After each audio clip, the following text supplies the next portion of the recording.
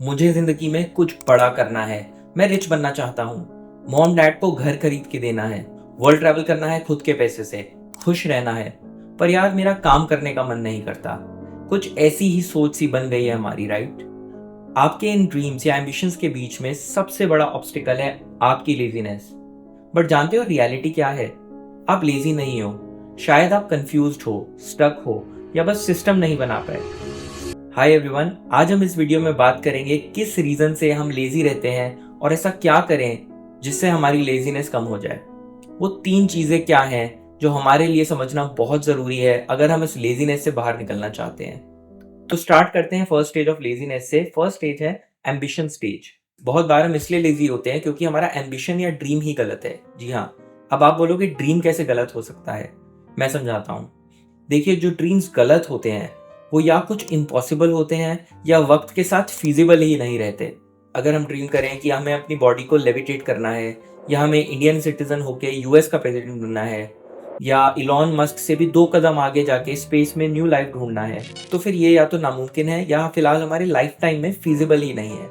तो ऐसी ड्रीम्स अलग अलग फील्ड्स में बना के हम अचीव ना कर पाने से लेजी हो जाते हैं कि अगर ये फुलफिल नहीं हुआ तो बाकी सब बेकार है। मैं आपको छोटे एम्बिशंस बनाने को नहीं कह रहा, मैं रियलिस्टिक ड्रीम्स कह रहा हूँ जो बड़े भी हो सकते हैं। दूसरा रीजन जब हम एम्बिशन स्टेज पे लेजी हो जाते हैं वो है जब हमारे ड्रीम्स हमारे खुद के नहीं बनाए बल्कि किसी और ने हमारे लिए बना दिए। हम सब बचपन से बहुत इन्फ्लुएंस या कंडीशनड होते हैं फैमिली से, फ्रेंड से या टीवी से, और इसी इन्फ्लुएंस्ड माइंड से हमारी बाउंड्रीज बन जाती हैं और उन्हीं बाउंड्रीज के अंदर होते हैं ड्रीम्स। ये वो ड्रीम्स हैं जो हमारे पेरेंट्स ने हमारे लिए सोच लिए। मेरा बेटा इंजीनियर बनेगा, या हमने अपने रोल मॉडल को देखा और सोचा हम भी वही बनेंगे। और जब ये होता है तो हमें एक डिसोनेंस होता है, मतलब कि हम में उस ड्रीम का पैशन नहीं आता और सिर्फ एक झूठ खुद से जी रहे होते हैं उसे अचीव करने के लिए। और आखिरी रीजन लेजीनेस का इस स्टेज पर इसलिए होता है जब हमारे ड्रीम्स बनते ही नहीं है क्योंकि हम चॉइस ओवरलोड या पैराडॉक्स ऑफ चॉइस से जूझते हैं। ये एक बेसिक कैरेक्टर ट्रेट है, जितनी चॉइसेस उतने कंफ्यूजन्स। और डिजिटल वर्ल्ड के साथ हमारी चॉइसेस प्रैक्टिकली अनलिमिटेड हो गई हैं। हम कुछ भी जान सकते हैं, कुछ भी सीख सकते हैं। ऐसे में हमें सब कुछ इंटरेस्टिंग लगता है और कोई गोल नहीं बनता। अगर इस स्टेज की लेजीनेस से बाहर निकलना है तो एक सिंपल सोल्यूशन है। क्या वो ड्रीम इन 3 चीज़ों को फुलफिल करता है? पैशन, टैलेंट और मार्केट वैल्यू। अपना ड्रीम ढूंढने के लिए अपने आप से 3 सिंपल सवाल पूछो। क्या मैं पैशनेट हूँ इस लाइन में, मतलब क्या इस चीज़ में मुझे मज़ा आता है? दूसरा, क्या मेरे में ये वाला नेचुरल टैलेंट है या मैं ये स्किल एक्वायर कर सकता हूँ? और तीसरा, क्या इस फील्ड की मार्केट वैल्यू है, मतलब उसका कोई बायर है? जब passion, talent and market value तीनों एक ड्रीम में मिल जाते हैं तो वो सपना सिर्फ देखने के लिए नहीं, जीने के लिए बन जाता है। ऐसे ड्रीम्स के पीछे भागना स्ट्रगल नहीं लगता, वो एक पर्पसफुल जर्नी बन जाता है जहाँ लेजीनेस की जगह एक्साइटमेंट होती है। अब मान लो हम स्टेज 1 में लेजी नहीं हुए, मतलब कि हमारा ड्रीम एकदम परफेक्ट फिट है हमारे लिए। तो दूसरी स्टेज ऑफ लेजीनेस आती है, वो स्टेज है मोटिवेशन स्टेज। किसी भी काम को करने के लिए मोटिवेशन होना बहुत ज़रूरी है। एक टाइप की मोटिवेशन है फियर ड्रिवन मोटिवेशन, जिसके बारे में हम स्टेज 3 में बात करेंगे। यार 2 दिन में एग्जाम है, आज खत्म करना पड़ेगा सिलेबस। 1 हफ्ते बाद सीईओ के साथ प्रेजेंटेशन है, हमें आज ही बनानी पड़ेगी प्रेजेंटेशन। मेरी शादी की डेट है अगले महीने, मुझे वेट लूज करना पड़ेगा। ये फियर ड्रिवन मोटिवेशन होते हैं। और इसमें और मोटिवेशन होती है जब हम सक्सेस पाते हैं, थोड़ा सा भी, कोई भी छोटा सा अचीवमेंट। जैसे अगर हम वेट लॉस रूटीन में हैं और हम 1 kg रिड्यूस कर लें तो वो एक सेरेंडिपिटी या वर्चुअस साइकिल बन जाता है। मतलब जो वेट लॉस दिखा वो मोटिवेट करता है कि हम और एक्सरसाइज करें, जो इंटर्न और वेट लॉस करवाता है। बट इस टॉपिक पे कभी डिटेल में बात करेंगे। अभी के लिए वो क्या रीजंस हैं जिनसे हम मोटिवेशन नहीं ला पाते। नंबर 1 रीजन है प्रोक्रेस्टिनेशन। हमें ये लगता है कि अनलिमिटेड टाइम है हमारे पास, बट रियलिटी में हमारे पास बिल्कुल टाइम नहीं होता। Famous time management author Oliver workman ने कहा है कि हमारे पास इन टोटलिटी 4000 हफ्ते होते हैं, जो अप्रोक्सीमेटली 80 ईयर्स की लाइफ के बराबर हैं। और अगर अपने प्राइम ईयर्स की बात करें, जब हम कॉन्शियस चॉइसेस ले सकते हैं या फुलफिल कर सकते हैं, तो शायद 2000 हफ्ते ही बचते हैं। फेमस ऑथर मैल्कम ग्लैडवेल ने अपनी बुक आउटलायर्स में कहा है कि किसी भी चीज में अगर आपको एक्सपर्ट बनना है तो उसमें 10,000 घंटे की प्रैक्टिस जरूरी है। 10,000 आवर्स का मतलब है अगर आप हर रोज किसी चीज को 4 घंटे देते हैं जिसके लिए आपको दिन रात कंसिस्टेंट होना बहुत ज़रूरी है। तो आपको 350 हफ्ते या 7 साल लगेंगे उसको परफेक्ट करने में। अब अगर हम इन दोनों बातों को मिलाएं, 2000 वीक्स का इफेक्टिव लाइफ और 10,000 घंटे टू परफेक्ट समथिंग, तो हम पूरी लाइफ में सिर्फ 6 चीज़ें ढंग से सीख सकते हैं। तो हमें जो लिमिटेड समय मिला है उसे बड़े ध्यान से यूटिलाइज करना बहुत ज़रूरी है। दूसरी वजह हमारी डिमोटिवेशन की है दूसरों का सक्सेस।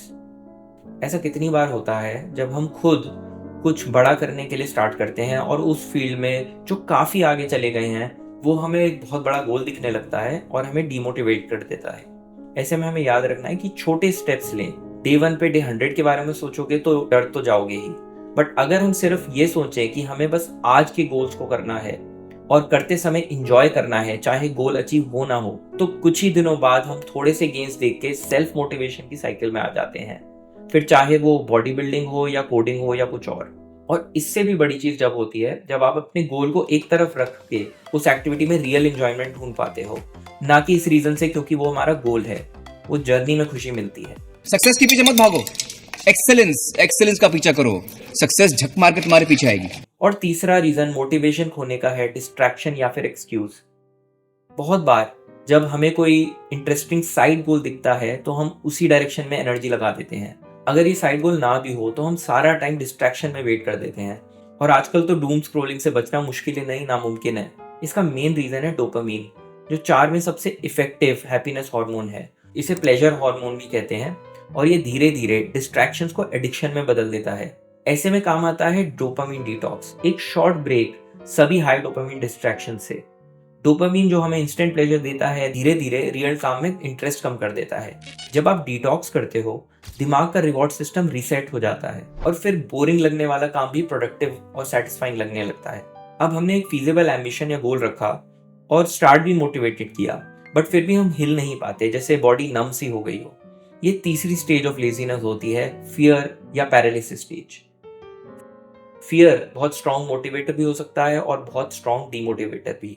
अगर पढ़ूंगा नहीं तो पास नहीं होऊंगा या जॉब नहीं मिलेगी, तो आप पढ़ते हो क्योंकि फियर आपको मोटिवेट कर रहा है सही डायरेक्शन में। बट अगर आज लास्ट डे है फॉर प्रिपरेशन ऑफ इंटरव्यू और एग्जाम और आपको चाहिए 100 घंटे की प्रिपरेशन टाइम, तो आपका फियर डीमोटिवेट भी कर सकता है, क्योंकि हमें गोल इम्पॉसिबल टू अचीव लगने लगता है एंड फियर आपको पैरालिसिस की तरह नम कर देता है एक्शन लेने से।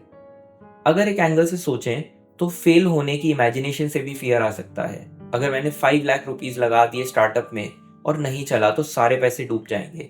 या अगर मैंने अच्छी खासी जॉब क्विट कर दी तो घर वाले क्या बोलेंगे, सोसाइटी क्या बोलेगी, फ्रेंड्स क्या सोचेंगे। मैं ये फियर अच्छे से समझता हूँ क्योंकि यही चीज़ें मेरे दिमाग में आई थी जब मैंने क्विट किया था।